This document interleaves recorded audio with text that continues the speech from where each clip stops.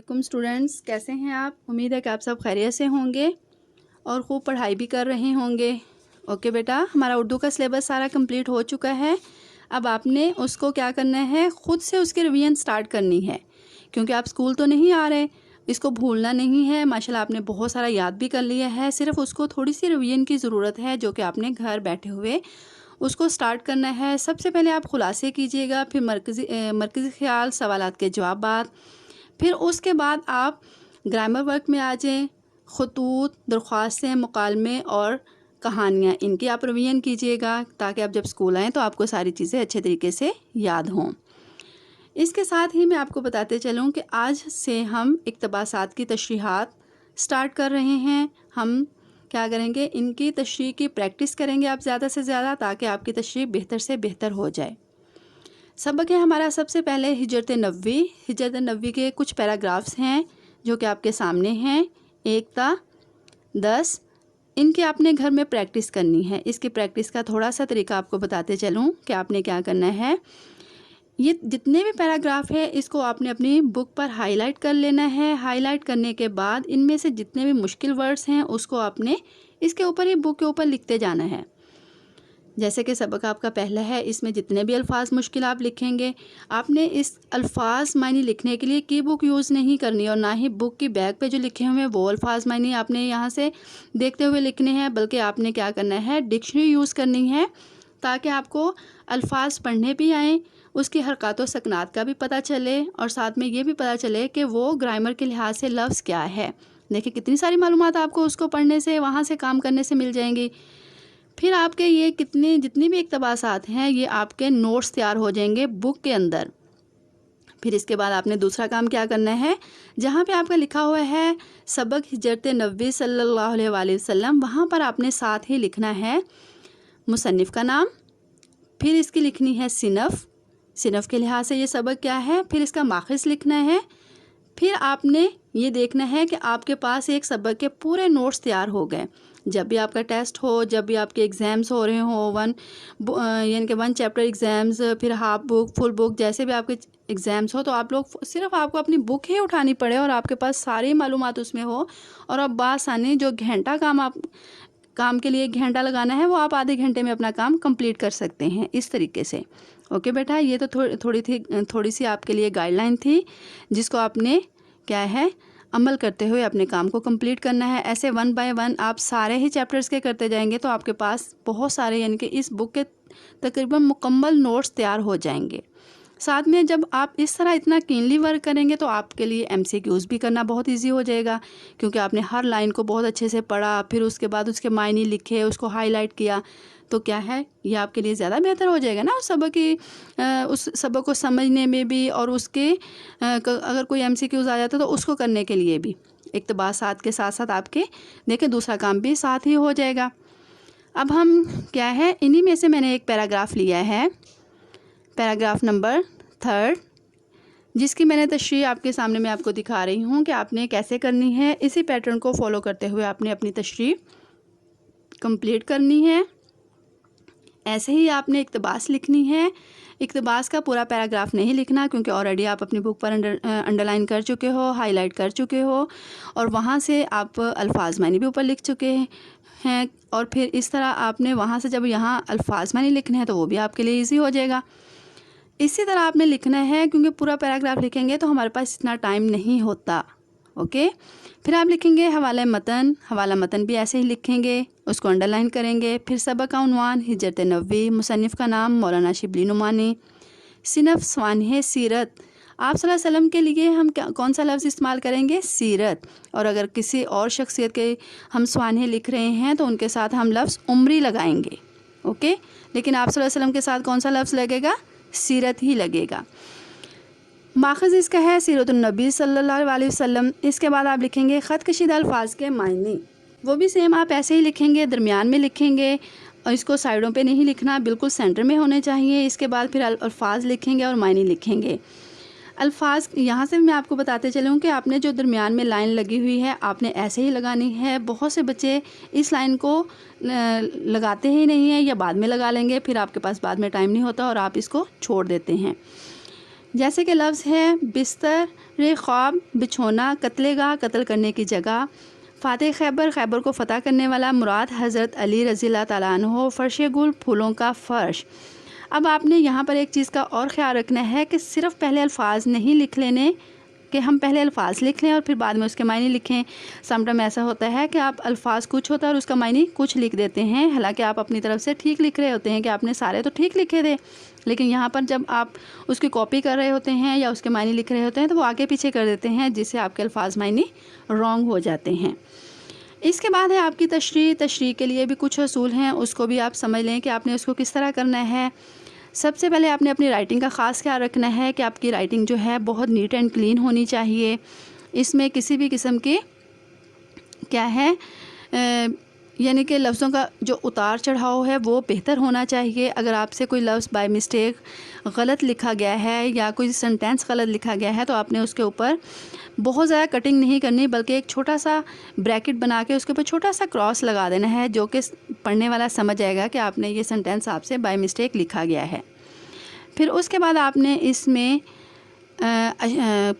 کوئی قول بھی کا حوالہ بھی دے سکتے ہیں، قرآن آیات کا ترجمہ بھی لکھ سکتے ہیں، احادیث بھی لکھ سکتے ہیں، ٹھیک ہے، ان کا بھی حوالہ دے سکتے ہیں، لیکن ان چیزوں کا حوالہ دینے کے لیے ضروری ہے کہ وہ اس سبق سے یعنی اس اقتباس سے مطابقت رکھتا ہو، اس سے ہٹ کے نہ ہو، یعنی کہ وہ کوئی اور بات نہ ہو بلکہ اسی سے مطابقت رکھتی ہو۔ اس کے علاوہ کوئی تعلیمی یا تاریخی واقعہ ہو تو وہ بھی آپ اس میں بیان کر سکتے ہیں، اس کی بھی آپ اس میں وضاحت کر سکتے ہیں، کیونکہ تشریح کا مطلب ہی کیا ہوتا ہے، چیز کو کھول کر وضاحت کے ساتھ بیان کرنا، کسی چیز کی سلیس کرنا، یعنی کہ ان کو آسان لفظوں میں لکھنا۔ اب دیکھیں یہاں سے لے کے تشریح لفظ سے لے کے اقتباس تک جیسے میں نے یہ پیٹرن پورا لکھا ہوا ہے، آپ نے سیم ایسے ہی پیٹرن لکھنا ہے۔ اس میں سے کوئی بھی آپ نے لائن جو ہے خود اپنی مرضی سے نہیں لگانی، کسی بھی سنٹینس کو آگے پیچھے کر کے نہیں لکھنا، سیم ایسے ہی لکھنا ہے، اور اسی طرح آپ نے ان سب کو انڈر لائن بھی کرنا ہے، اوکے۔ اس کے علاوہ دیکھیں سبق کا عنوان، مصنف کا نام، صنف، ماخذ، اس کے سامنے جو میں نے ختمے کی علامتیں لگائی ہوئی ہیں ایکول لگی ہوئی ہیں اور بالکل سٹریٹ لگی ہوئی ہیں، اس کا بھی آپ نے خاص خیال رکھنا ہے۔ اس کو بھی آپ نے دائیں بائیں ٹیڑھا میڑھا کر کے نہیں لکھنا، اس چیز کا بھی خیال رکھتے ہوئے یعنی کہ پورے پیٹرن کو دیکھتے ہوئے آپ نے اپنی پریکٹس کرنی ہے۔ اس کے بعد ہم کیا ہے اس کی تشریح سٹارٹ کرتے ہیں۔ تشریح ہے، تشریح میں دیکھیں ہم نے سب سے پہلے مصنف کا مختصر تعارف لیا ہے۔ مولانا شبلی نعمانی عالم دین، شاعر اور ادیب ہیں، ان کی شہرت کا مدار زیادہ تر ان کی نثر پر ہے، جس کی وجہ سے ان کا شمار اردو کے بڑے نثر نگاروں میں ہوتا ہے۔ آپ ہجرت کے واقعات کو تفصیل سے بیان کرتے ہوئے تشریح طلب عبارت میں یا نثر پارے میں مصنف کہتے ہیں کہ آپ صلی اللہ علیہ وسلم نے جب دین اسلام کی تبلیغ شروع کی تو قریش نے آپ صلی اللہ علیہ وسلم کو ہر طرح سے باز رکھنے کی کوششیں کیں اور آپ صلی اللہ علیہ وسلم کے خلاف مختلف سازشیں کرنے لگے، لیکن آپ صلی اللہ علیہ وسلم کو قریش کے ناپاک عزائم کی پہلے سے ہی خبر ہو گئی تھی، اس لیے آپ صلی اللہ علیہ وسلم نے حضرت علی رضی اللہ تعالیٰ عنہ کو اپنے پاس بلایا اور انہیں حکم خداوندی سے آگاہ کیا اور آپ سے کہا کہ میرے بستر پر میری چادر اوڑھ کر سو جائیں اور صبح ہوتے ہی تمام مالکوں کی امانتیں ان کے حوالے کر دیں۔ حضرت علی رضی اللہ تعالیٰ عنہ نے آپ صلی اللہ علیہ وسلم کے حکم کی تکمیل کی اور شیر خدا حضرت علی بغیر کسی خوف و خطر کے ان پرخطر حالات میں آپ صلی اللہ علیہ وسلم کے بستر پر لیٹ گئے۔ حالانکہ اس وقت آپ صلی اللہ علیہ وسلم کے بستر پر لیٹنا اپنے آپ کو قتل ہونے کے لیے پیش کرنا تھا، گویا حضرت علی رضی اللہ تعالیٰ عنہ کی محبت بھی آپ صلی اللہ علیہ وسلم سے بے مثال تھی۔ آفرین ہے شیر خدا کی شجاعت و بہادری پر کہ آپ صلی اللہ علیہ وسلم کے بستر مبارک پر اس طرح لیٹ گئے جیسے پھولوں کے بستر پر لیٹ رہے ہوں۔ یہ تھی ہماری ہجرت نبوی صلی اللہ علیہ وسلم چیپٹر کے اقتباس کی تشریح۔ اب ہمارا دوسرا چیپٹر سٹارٹ ہوتا ہے مرزا غالب کے عادات و خصائل۔ اس کے اہم جو اقتباس ہیں، اس کے اہم اقتباس 1 تا 7 پیراگراف جو آپ کے سامنے ہیں، ان کی آپ نے پریکٹس کرنی ہے بالکل ایسے ہی جیسے کہ آپ نے ہجرت نبوی کی کرنی ہے۔ وہ جتنی چیزیں میں نے اس میں بتائی ہیں تمام چیزوں کو فالو کرتے ہوئے آپ نے اس کو بھی اسی طرح اپنے نوٹس بنا لینے ہیں اپنی ہی کتاب پر، اوکے، پھر آپ کا کام اور زیادہ آپ کے لیے آسان ہو جائے گا۔ اب اس کا بھی ایک پیراگراف جو کہ پیراگراف نمبر 1 ہے جو میں نے لیا ہے، جس کی آپ کی تشریح آپ کو ایک پیٹرن کے طور پہ کر کے دکھائی ہے کہ آپ نے اس کی تشریح بھی کیسے کرنی ہے۔ ایسے ہی آپ اقتباس لکھیں گے، پھر حوالہ متن لکھیں گے، پھر سبق کا عنوان مرزا غالب کے عادات و خصائل، پھر لکھیں گے مصنف کا نام مولا الطاف حسین حالی، صنف لکھیں گے سوانح عمری۔ اب یہاں پہ دیکھیں ہم ان کے لیے سوانح سیرت نہیں لکھ سکتے نا، کیونکہ وہ لفظ کس کے لیے ہے؟ آپ صلی اللہ علیہ وسلم کے لیے ہی ہے۔ پھر لکھیں گے ماخذ یادگار غالب، اس کے بعد خط کشیدہ الفاظ کے معنی وہ بھی اسی طرح درمیان میں لکھیں گے۔ لکھنے کے بعد پھر الفاظ اور معنی مروت، لحاظ، بدرجہ غایت، بہت زیادہ، باوجود یکا، اس کے باوجود، اصلاح، درستی۔ آپ نے الفاظ معنی بھی اسی طرح لکھنے ہیں، اسی طرح لائنوں کا خاص خیال رکھتے ہوئے، جتنی یعنی کہ انڈر لائن چیزیں کی ہوئی ہیں ان کو اسی طرح انڈر لائن کرتے ہوئے، پورے پیٹرن کو اسی طرح، اور 2 کلر کی یہاں پہ یعنی کہ 2 چیزیں یوز ہوئی ہیں، ایک پین اور ایک مارکر، اور ان کا کلر سیم ہے، ایک ہی ہے یعنی کہ بلو ہے، تو آپ نے وہ بھی ایسے ہی یوز کرنی ہے۔ اوکے، نیکسٹ ہے ہماری تشریح کے لیے بھی آپ انہیں یعنی کہ تمام رولز کو فالو کیجیے گا۔ اس میں مصنف کا مختصر تعارف لکھیے گا، اس کا ربط ہونا چاہیے پیراگراف کی صورت میں بھی اور لفظی لحاظ سے بھی۔ ہم اس کی تشریح سٹارٹ کرتے ہیں۔ حالی کے اسلوب بیان کی سب سے نمایاں خوبی مدح نگاری ہے۔ اس کی نثری تحریروں میں اعتدال و توازن کا خاص خیال رکھا جاتا ہے۔ زیر تشریح نثر پارے میں مصنف بیان کرتے ہیں کہ مرزا غالب کے مزاج اور طبیعت میں خلوص اور ادب کا پہلو نمایاں تھا۔ مرزا اپنے دوستوں اور جاننے والوں سے ملتے تو ان کی باتوں کو ہمیشہ ملحوظ خاطر رکھتے تھے۔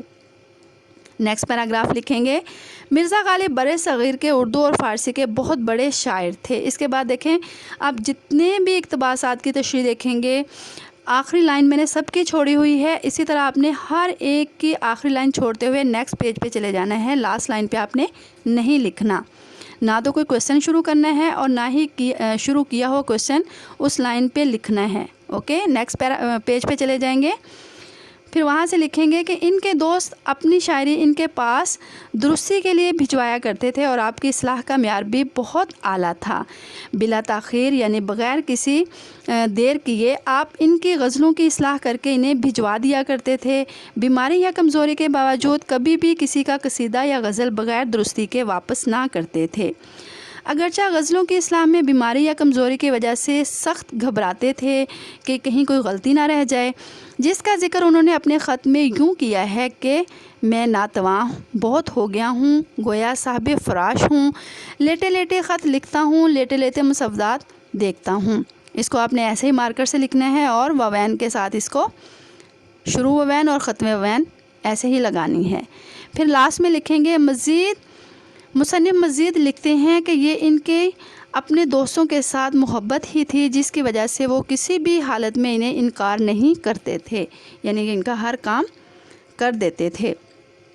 یہ تھی ہماری 2 اسباق کی تشریحات جو کہ کمپلیٹ ہوئی۔ اب آپ کو جو پیراگراف دیے گئے ہیں اس کو بہت اچھے طریقے سے رولز فالو کرتے ہوئے ان کی آپ نے پریکٹس کرنی ہے، اور اس کے بعد آپ کو جو کام دیا گیا ہے اس کو آپ نے کمپلیٹ کر کے مجھے چیک کروانا ہے۔ کام کے دوران کسی بھی قسم کی مسٹیک نہیں کرنی، خاص خیال رکھتے ہوئے، کوئی بھی جلدی نہیں ہے، آرام سے آپ نے کام کرنا ہے اور مجھے پھر سینڈ کرنا ہے سارے پیٹرن کو دیکھتے ہوئے۔ اوکے، بیسٹ آف لک، اللہ حافظ۔